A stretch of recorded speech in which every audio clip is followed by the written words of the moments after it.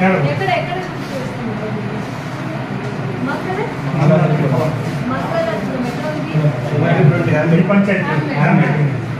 ఎప్పటి నుంచి స్కూల్కి వస్తున్నారన్నా మీరు? చెప్పు 10 రోజు అయిందా? ముందు ఇక్కడ ఎక్కడ ఏ స్కూల్లో చదువు? రామారెడ్డి ఇక్కడ ఏ స్కూల్? ఈమెకి డీటెయిల్స్ వచ్చినాక కొన్ని డీటెయిల్స్ తీసుకుని ఉంటారు కదా, తీసుకుని